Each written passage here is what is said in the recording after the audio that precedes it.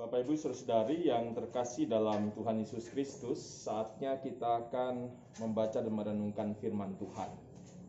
Sebelumnya mari kita bersama-sama bersatu dalam doa untuk memohon bimbingan Roh Kudus. Kita berdoa.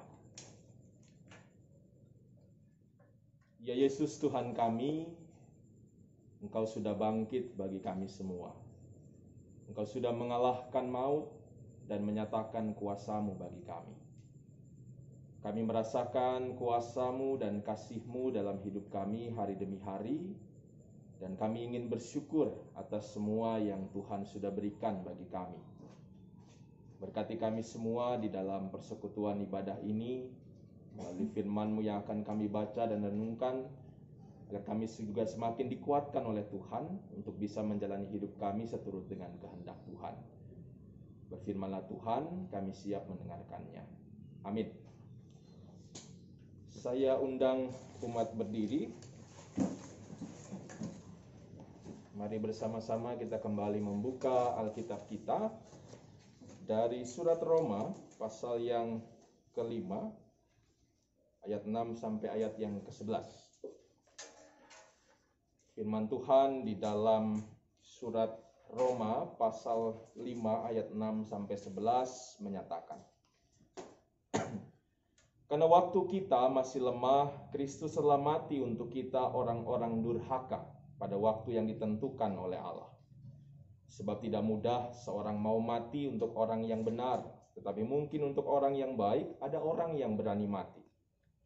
Akan tetapi Allah menunjukkan kasih-Nya kepada kita, oleh karena Kristus telah mati untuk kita ketika kita masih berdosa. Lebih-lebih karena kita sekarang telah dibenarkan oleh darah-Nya, kita pasti akan diselamatkan dari murka Allah. Sebab jikalau kita ketika masih seteru diperdamaikan dengan Allah oleh kematian anak-Nya, lebih-lebih kita yang sekarang telah diperdamaikan pasti akan diselamatkan oleh hidup-Nya. Dan bukan hanya itu saja, kita malah bermegah dalam Allah oleh Yesus Kristus Tuhan kita. Sebab oleh Dia kita telah menerima pendamaian itu. Demikianlah pembacaan Alkitab. Yang berbahagia adalah setiap kita yang memelihara firman Tuhan dalam setiap langkah hidup kita. Terpujilah Yesus Kristus. Haleluya. Haleluya. Haleluya. Haleluya. Silakan duduk kembali. Bapak Ibu Saudara yang terkasih dalam Tuhan Yesus Kristus, perikop bacaan yang menjadi dasar renungan kita pada malam hari ini sesuai dengan sabda guna Krida, yaitu surat Roma pasal 5 ayat 6 sampai 11 ini, yang pertama ingin menunjukkan kembali kepada kita semua atau mengingatkan kita kembali tentang hakikat kita manusia yang sebenarnya. Jadi melalui firman ini kita diingatkan kembali siapa kita ini. Siapa sesungguhnya saya dan Bapak Ibu Saudara. Ada 4 hakikat atau sifat manusia yang ditunjukkan oleh bacaan firman Tuhan malam hari ini, yang mengingatkan kita. Yang pertama adalah bahwa firman Tuhan mengingatkan kita ini adalah orang-orang yang lemah. Ayat ke-6 mengatakan sewaktu kita masih lemah. Jadi kita ini orang-orang yang lemah. Orang-orang yang sebenarnya tidak berdaya. Orang-orang yang punya banyak kekurangan. Orang-orang yang punya banyak kelemahan. Meskipun kita juga diberikan juga banyak kelebihan dalam kehidupan kita. Tapi terkadang dalam kehidupan kita tidak menyadari kelemahan kita. Atau mungkin kita tidak mengakui kelemahan kita. Kita merasa bahwa kita ini manusia yang hebat. Manusia yang super. Manusia yang tidak punya kesalahan, tidak punya kelemahan. Sehingga seringkali dalam kehidupan kita merasa hebat. Padahal kalau kita melihat dalam film-film begitu ya, Bapak Ibu kan tahu salah satu film yang menunjukkan kehebatan manusia itu adalah film Superman. Superman itu punya kekuatan yang luar biasa.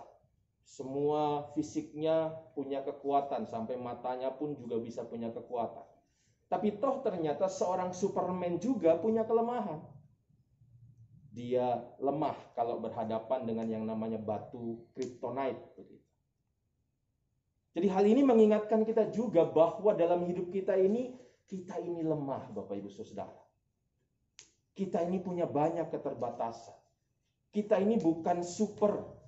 Kita ini bukan orang yang hebat dan bisa segala-galanya. Sehingga dengan kita menyadari ini, kita tidak berusaha menyombongkan diri kita.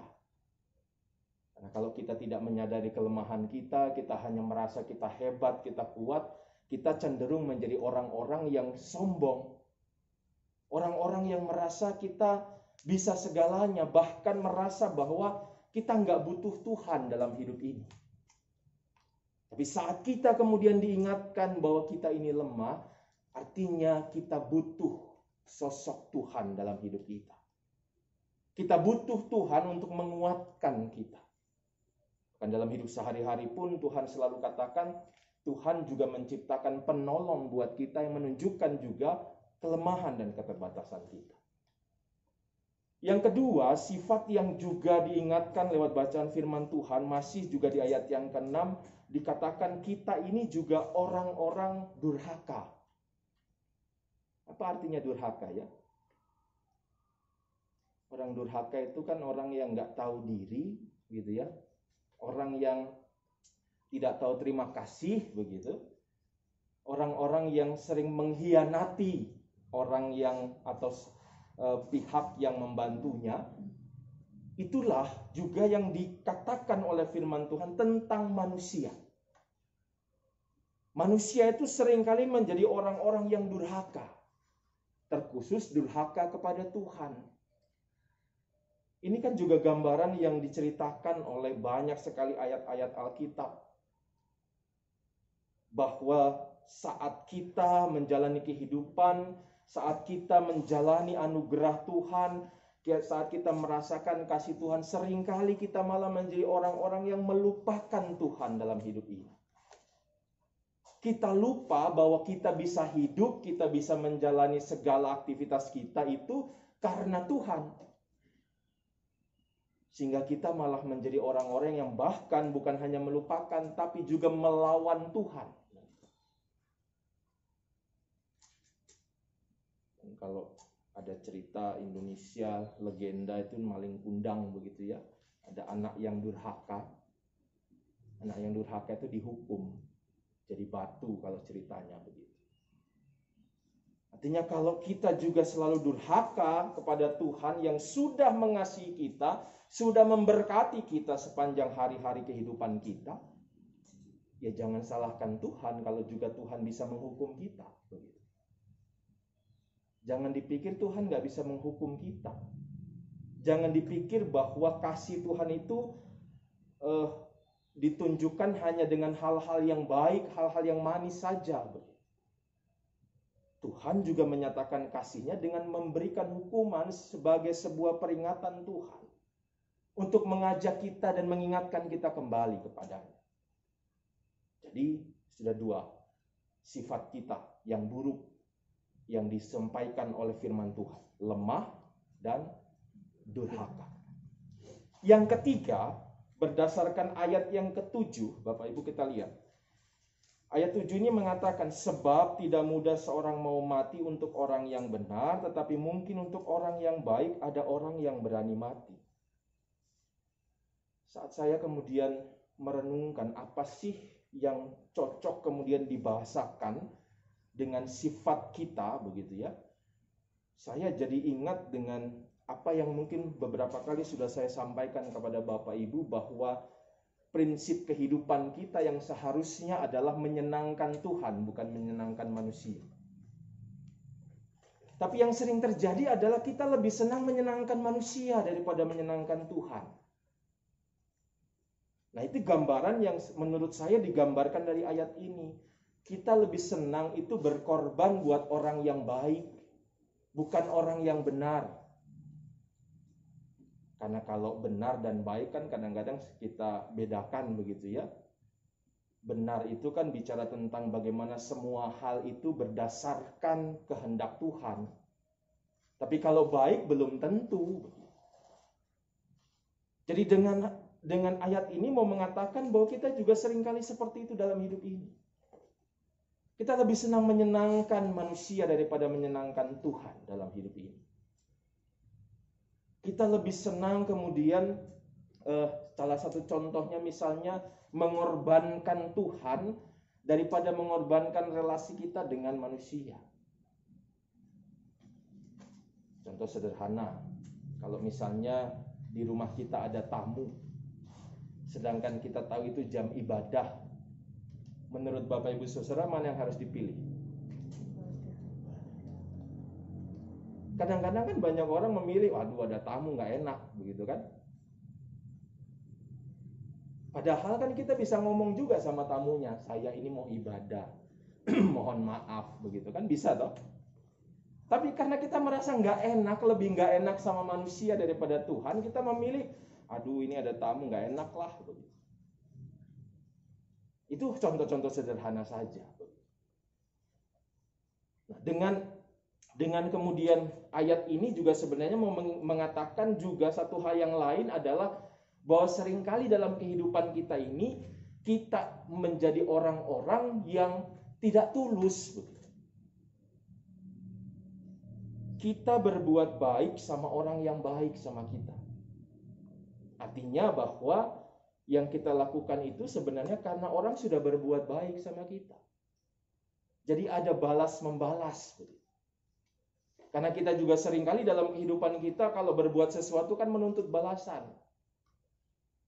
Saya sudah tolong kamu, ya kamu harus tolong saya dong, gitu kan? Itu kan prinsip-prinsip yang seringkali terjadi di dalam kehidupan sehari-hari, di dalam hidup manusia ini. Seringkali saling membalas begitu, menuntut balasan. Kita nggak tulus memberikan sesuatu kepada orang lain, menolong orang lain.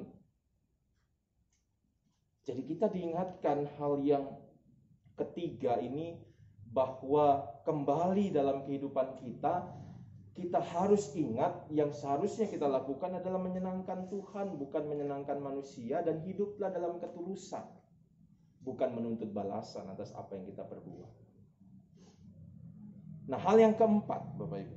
Yang keempat dikatakan di ayat yang ke-8. Di kalimat terakhir dikatakan ketika kita masih berdosa. Bapak Ibu, ini juga menjadi sebuah hakikat dari hidup kita. Selama hidup di dunia, kita ini adalah makhluk-makhluk atau orang-orang yang berdosa. Orang-orang yang bersalah kepada Tuhan. Orang-orang yang punya kelemahan dan keterbatasan dalam menjalani kehidupan ini.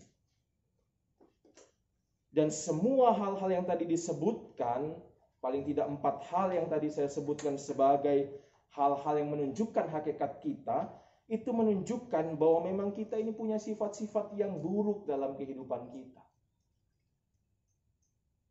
Kita ini punya hal-hal yang tidak baik dalam kehidupan kita. Yang kadang-kadang muncul dalam hidup yang kita jalani ini. Meskipun kita sudah menjadi anak-anak Tuhan, meskipun kita sudah merasa kita ini adalah umat Tuhan. Kalau kita kemudian menyadari semua hal ini bisa kita lakukan dalam kehidupan kita sebagai manusia, artinya semua hal ini akan membawa kita kepada sesuatu hal yang ya tadi disebut sebagai dosa, dan dosa itu mendatangkan hukuman dari Tuhan. Bayangkan kalau kita semua melakukan ini terus dalam kehidupan kita, apa yang terjadi dalam hidup kita? Kalau dalam Mazmur 130 ayat 3 itu dikatakan, kalau Tuhan mengingat-ingat kesalahan kita, siapa yang bisa tahan? Jadi bayangkan kalau hari-hari kehidupan kita selalu berbuat buruk, berbuat jahat, berbuat dosa, dan Tuhan perhitungkan itu dalam kehidupan kita. Yang terjadi adalah hukuman demi hukuman kita akan alami. Dan kita nggak akan bisa tahan dengan apa yang Tuhan akan berikan kepada kita. Tetapi kita bersyukur Bapak Ibu. Kita bersyukur karena kita punya Tuhan yang mengasihi kita apa adanya. Berbeda dengan manusia. Kalau manusia kan seringkali mencintai orang lain karena bukan apa adanya, tapi ada apanya.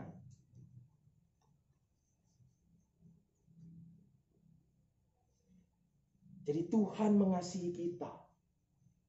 Tuhan bahkan melihat kita meskipun kita berdosa, meskipun kita punya banyak keburukan, tetapi kita lihat bagaimana kasih Tuhan selalu dinyatakan dalam kehidupan kita. Bahkan sampai Dia datang buat kita semua. Dia korbankan dirinya di atas kayu salib buat kita semua.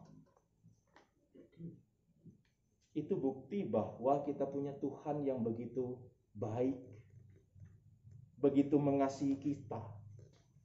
Sehingga dengan kasih yang diberikan itu juga kita ini dibebaskan dari dosa-dosa kita. Dimurnikan kembali. Tetapi karena kita masih hidup di dunia ini, dosa kembali kita lakukan. Dosa kembali kita perbuat. Kita juga menyadari bahwa dengan kasih yang Tuhan berikan bagi kita melalui pengorbanannya itu, Tuhan juga memperdamaikan kita. Jadi karena dosa ini relasi kita dengan Tuhan itu kan jadi rusak. Hubungan kita dengan Tuhan itu rusak. Ya samalah ya, logikanya begitu ya, kalau kita punya masalah dengan orang lain, kita berbuat salah sama orang lain kan pasti itu kan merusak relasi kan. Hubungan kita jadi rusak, kita jadi nggak enak sama orang lain. Artinya saat itu juga pada saat kita berbuat dosa dalam kehidupan kita, maka hubungan kita dengan Tuhan juga terganggu. Kadang-kadang kan kita selalu menuntut Tuhan. Menuntut Tuhan selalu mengasihi kita, menuntut Tuhan selalu menunjukkan berkat-Nya buat kita. Tapi kita sendiri nggak bisa pernah lepas dari dosa demi dosa dalam kehidupan kita. Bagaimana kemudian dengan logika kita berpikir kalau kita berbuat dosa sama Tuhan, kita mau minta dan menuntut Tuhan? Makanya selalu juga diingatkan kalau kita berdoa sama Tuhan, kita juga harus kemudian melihat apa yang memang sudah kita lakukan dalam kehidupan kita ini. Jangan kita cuma nuntut sama Tuhan. Jangan kita cuma minta sama Tuhan. Tapi biarlah kita juga mau menjalani hidup kita dengan benar. Karena orang benar saja belum tentu semua permintaannya dituruti Tuhan ya. Apalagi orang berdosa. Tapi kita juga melihat firman Tuhan adalah kitab yang kita pernah baca, orang-orang yang benar itu doanya didengarkan Tuhan. Bahkan ada ayat mengatakan doa orang benar sangat besar kuasanya. Begitu ya. Kita pernah ingat juga kisah seorang Raja Hizkia yang doanya dikabulkan Tuhan. Sehingga diberikan tambahan usia 15 tahun.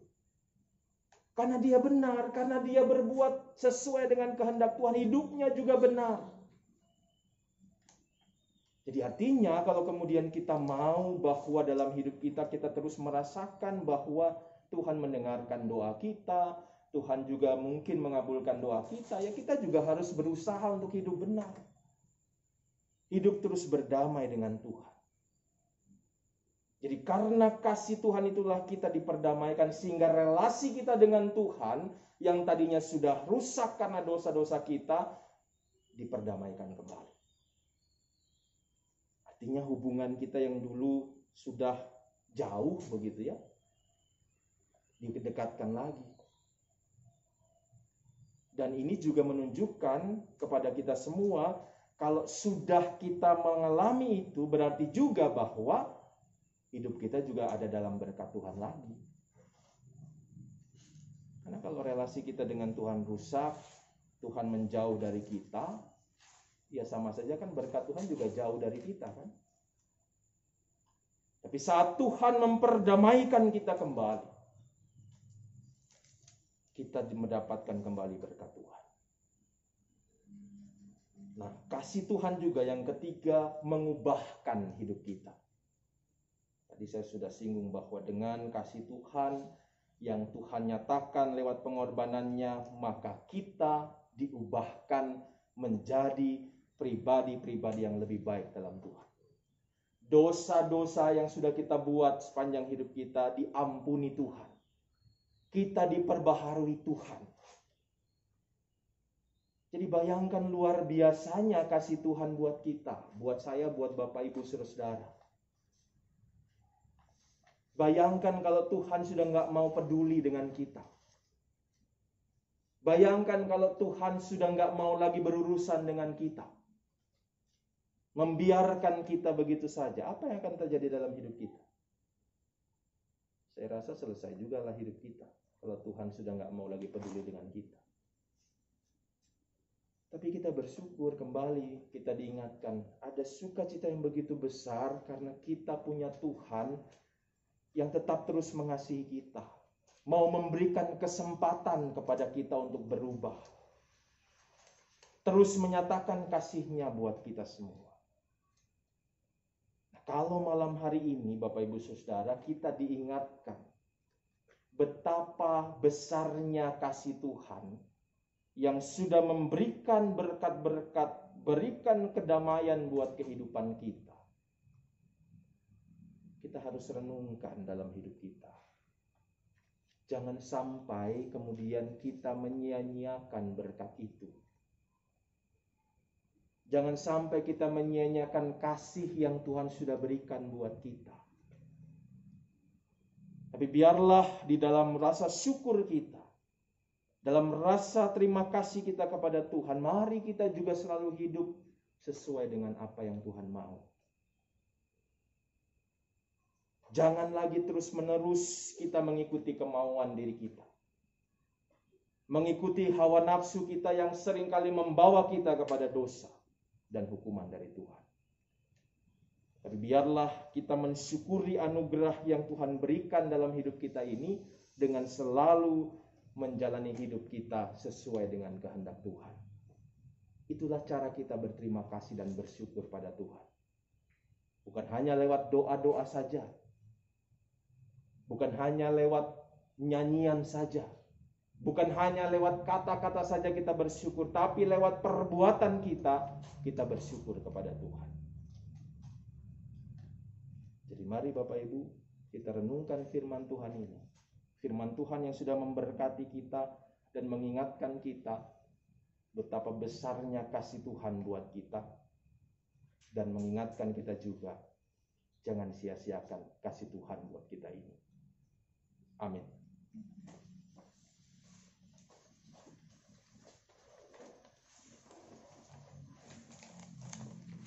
Kita sambut firman Tuhan, kita menyanyi dari Kitab Bakti 126, Damai Sejahtera. Damai sejahtera diberi Tuhan padaku, sungguh ku rasakan melimpah di hatiku.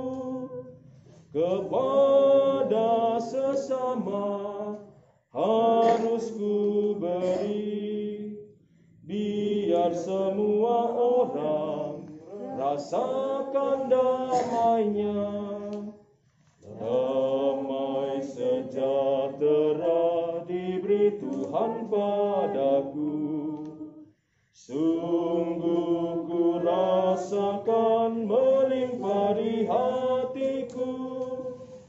Ku ingin bagikan damai yang ku alami di hidupku, supaya bumi pun penuh dengan damainya. Damai sejahtera mulai dari diriku, damai di dunia itulah harapanku. Dengan Allah Bapa mari satulah kita membawa damai ke dalam dunia.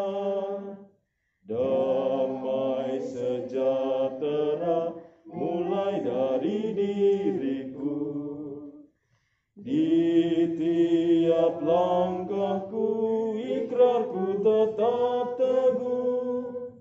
Setiap hari hidupku selalu membawa damai kekal. Damai di dunia mulai dari diriku. Kita berdoa. Sungguh kami mengucap syukur kepadamu ya Tuhan, karena kami punya Tuhan yang begitu mengasihi. Kami merasakan kasih Tuhan yang boleh terus mengampuni setiap salah dan dosa kami, yang mengingatkan kami terus untuk selalu hidup dekat dengan Tuhan. Dan biarlah setiap kami mampu menjalani kehidupan seturut dengan firman-Mu, seturut dengan kehendak-Mu, sehingga kami semua tidak menyia-nyiakan kasih-Mu dalam hidup kami. Pengorbanan-Mu sudah Engkau berikan bagi kami umat Tuhan, bahkan seluruh dunia ini. Dan biarlah kami menyambutnya dengan juga selalu hidup seturut dengan apa yang Tuhan kehendaki, sehingga dengan itulah kami mengucap syukur kepada Tuhan. Tuhan Yesus, terima kasih. Engkau sudah berkorban bagi kami, Engkau sudah menyatakan kasih-Mu bagi kami. Kami mohon juga selalu Tuhan sertai kami, Tuhan selalu mampukan kami menjalani hidup kami, sehingga hidup yang kami jalani selalu berpegang kepada perintah Tuhan. Hidup yang kami jalani juga selalu kami jalani sesuai dengan apa yang Tuhan kehendaki, dan kami pun benar-benar layak menjadi anak-anak Tuhan. Kami menyerahkan juga kembali hidup kami kepadamu. Dalam kelemahan, dalam keterbatasan kami memohon Engkau selalu menyertai dan memberkati kami. Engkau memampukan kami menjalani hari-hari kami dalam segala tugas dan tanggung jawab kami. Baik di dalam keluarga, saat kami menjalani pekerjaan kami, saat kami juga menjalani pendidikan kami, bahkan juga tugas dan tanggung jawab kami baik sebagai suami, istri, anak-anak, orang tua. Kami harus dimampukan Tuhan menjalani semuanya. Demikian juga di tengah-tengah persekutuan kami sebagai gereja-Mu, Tuhan juga berkati kami sehingga kami juga dipakai Tuhan untuk terus melayani Tuhan dengan apa yang kami mampu, apa yang kami bisa. Di tengah-tengah kehidupan bermasyarakat, Tuhan juga berkati dan mampukan kami jadi saluran berkat Tuhan dimanapun kami berada. Sehingga lewat hidup kami terus memuliakan nama Tuhan. Kami juga doakan buat persekutuan kami sebagai gereja-Mu. Tuhan berkati persekutuan kami, gereja Tuhan dimanapun berada, khususnya gereja kami GPIBR Hidup Kamal. Tuhan berkati selalu, sehingga kami terus dipakai Tuhan juga, menyatakan berkat-Mu lewat pelayanan dan juga kesaksian yang kami lakukan. Sehingga kami juga dipakai Tuhan jadi saluran berkat bagi jemaat dan juga bagi masyarakat yang ada di sekitar kami. Berkati juga saudara-saudara kami yang sakit, mereka yang sedang menanti kesembuhan, mereka yang merindukan pemulihan dari Tuhan, Tuhan berkati selalu. Berkati juga keluarga yang mendampingi, kasih Tuhan juga selalu dinyatakan. Berkati saudara-saudara kami yang juga berulang tahun, Tuhan berkati semuanya sehingga kami juga boleh merasakan sukacita bersama-sama. Kami juga berdoa bagi program-program gereja-Mu, khususnya program renovasi gereja yang saat ini sedang berjalan. Tuhan, kami serahkan semua kepada Tuhan. Biarlah Tuhan yang memberkati rencana ini, Tuhan yang memberkati semua pekerjaan yang sedang dijalani, Tuhan cukupkan semua kebutuhan-kebutuhannya. Tuhan juga berkati tangan-tangan yang sudah memberikan bantuan buat kami sebagai gereja-Mu. Dan Tuhan juga berkati semua pekerja-pekerja yang mengerjakan proyek ini. Tuhan berkati semua, sehingga pada waktunya nanti akan bisa terselesaikan dengan berkat dari Tuhan. Tuhan Yesus, kami mohon berkat-Mu juga bagi bangsa dan negara kami. Tuhan selalu berkati bangsa kami, biarlah keamanan kedamaian terus terpelihara, dan kami menyerahkan para pemimpin-pemimpin bangsa ini hanya kepada Tuhan. terus juga doakan buat saudara-saudara kami yang ada di NTT yang saat ini juga masih terus berjuang dengan bencana yang sedang terjadi. Tuhan berkati semua, khususnya para korban-korban keluarga yang ditinggalkan, sanak saudara mereka yang juga harus kehilangan harta benda mereka. Tuhan juga selalu menyertai dan memberkati.